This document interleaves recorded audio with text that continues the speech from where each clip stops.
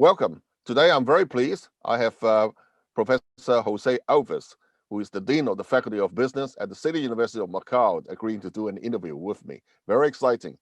I recently spotted an article written by Jose Alves about the Greater Bay Area, Macau's role, and more importantly, about innovation, creativities, and the responsibility element in the innovation. So I'd like to ask Professor Alves a number of questions.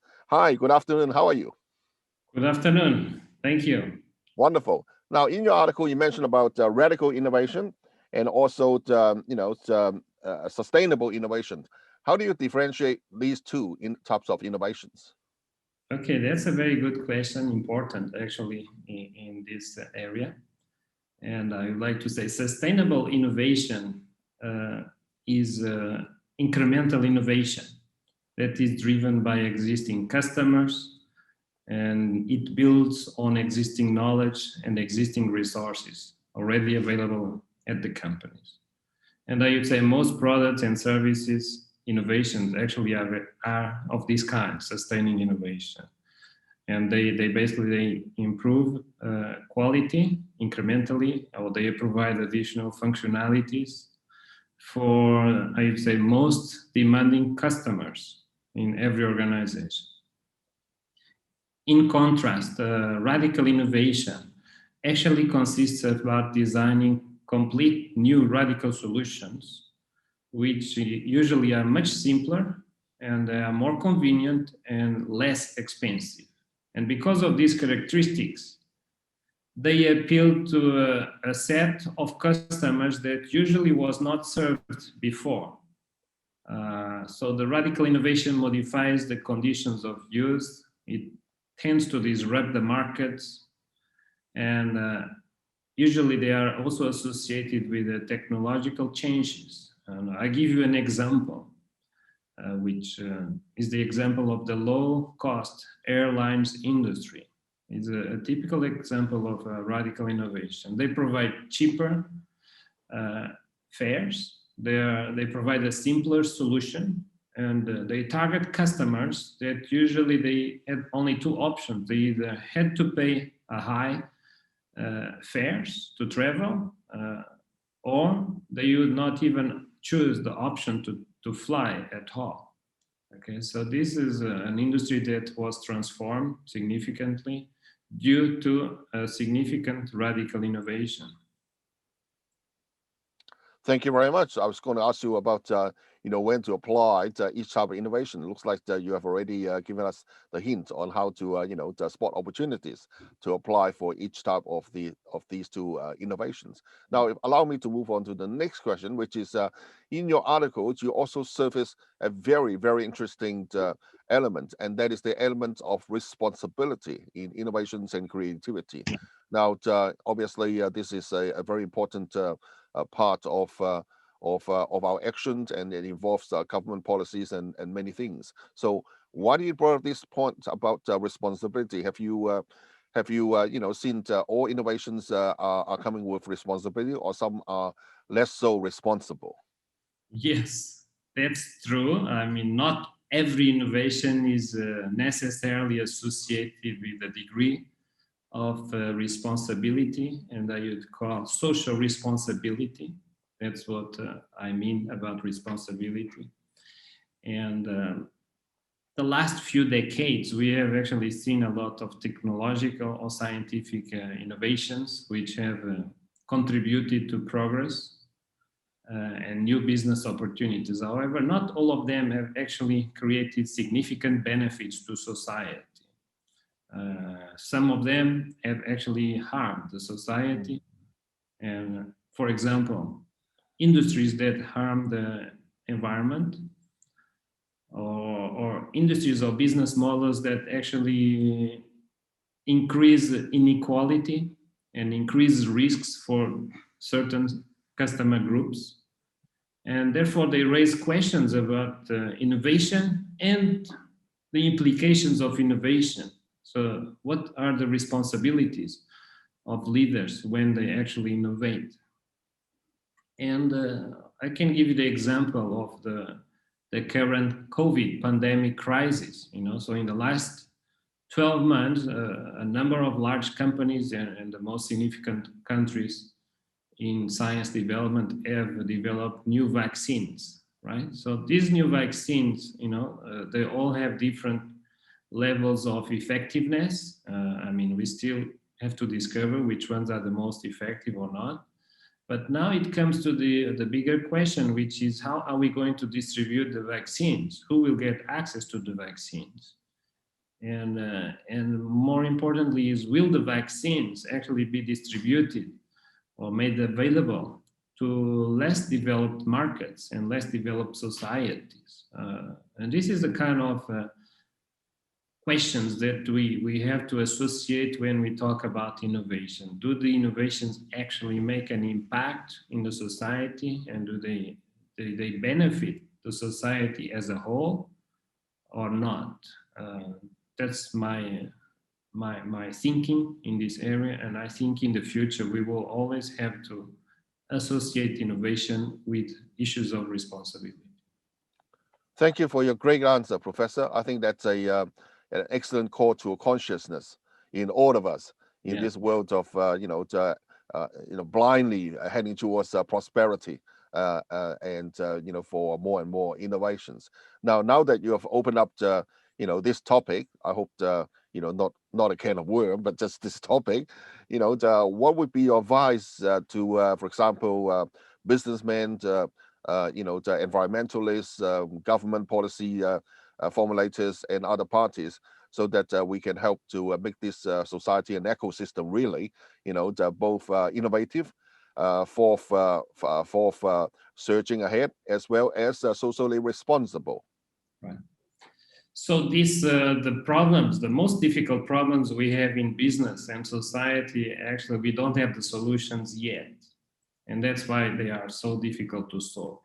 And this requires all the stakeholders to work in a different way. So basically, they are supposed to work together and contribute to the solution without imposing their own perspective on the discussion, on the debate. And it's a perspective that has been already in practice. I think in certain situations and organizations already exist successfully, but we have to see it more widespread around. And this will call for complexity, a complexity approach to problem solving. It's very important. There are various scholars that have written significantly about complexity and interaction between different elements of a system and how they interact, and how, more important than how they interact, is how they work together to develop the solution to a way that really makes positive impact in the business, in the society. And of And, course, minus the negative impact collectively. yes, yes, yes. So I think following up the example that I have shared about the COVID pandemic last year, I think most governments have been working very effectively with the private sector, with the non-profit sector, and they have, to a certain extent, here in this region where we live, Hong Kong, Macau, and China, we have successfully contained the crisis. And the crisis is contained because the stakeholders somehow they accept the perspectives of each other and they adapt to the situation despite the difficulties, like isolation is an example, but we adapt, we understand, and we work together to come up with a solution. We don't have yet the final solution, so we are still working on incremental steps. And now the bigger question is, how will this evolve in the long term? Are we able actually to come up with a better solution for the long term or not? This will require us to continue to work together and make sense. There is another approach in organizational studies called sense-making approach, from Carl Weick. And how do organizations make sense when the environment is so uncertain and there are so many risks? And that's how I see that we have to work together to. Thank you, Professor. That's a perfect insight. And I can echo that sense making has been repetitively surfaced as a key skill for individuals and also collectively Correct. by organizations as well. So I think you hit the nail head on, right? As a final question, now for many of our viewers, you may not be aware about the city of Macau. You're probably aware of the city of Hong Kong. Macau is a small city next to, directly adjacent to Hong Kong, and separated by the Pearl River, and has been very prosperous for the last 50 years or so as well. Now, Professor Alves, I believe, has been in Macau for a long, long time. Macau was formerly a Portuguese colony, and I would like to, as a final question, ask Professor Alves, your insight into what Macau's role can be in this growing prosperity in the Greater Bay Area, which China has scored as the second largest IT hub in the world. Correct. Correct. So Macau is fortunate to be located in maybe one of the most dynamic regions in the world, and I think Macau is taking advantage of its location. I think the location is the main competitive advantage of the city where we live, and the location is interesting because it is in the western part of the Pearl River Delta, about 40 miles away from Hong Kong. And in the western part of the delta, we have a part of Zhuhai that is called Hanqin, that is now a special trade zone uh, defined by the Guangdong government to develop close synergies and partnerships with Macau. So Macau and Hanqin are working together to become a more integrated urban space, and businesses are increasingly becoming more connected. And one of the areas where this joint effort is growing fast is in healthcare. So there are investments of the Macau government in Hanqin to set up a traditional Chinese medicine park, and also investments in research, pure research and applied research in this scientific area of traditional Chinese medicine. And in Macau as well, we are building more healthcare facilities, namely a new hospital, and investing in more research together with partners in mainland China. And I can see that healthcare services are becoming a growing and important industry for Macau. And this is only possible due, again, to the presence in this part of China and due to the close partnership with other organizations in the Greater Bay Area. And I believe that in the next maybe 5 to 10 years, human services, especially healthcare services, are going to become a very important industry in Macau. And in that way, Macau will be able maybe to make a more significant contribution to the Bay Area and itself, be able to maybe encourage entrepreneurs, attract new investors, attract new companies to come and set up their businesses here in Macau.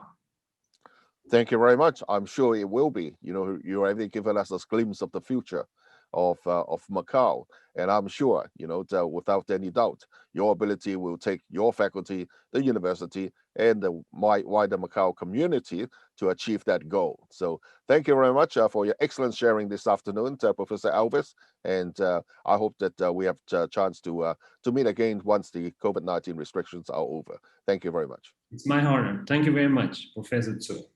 Thank you.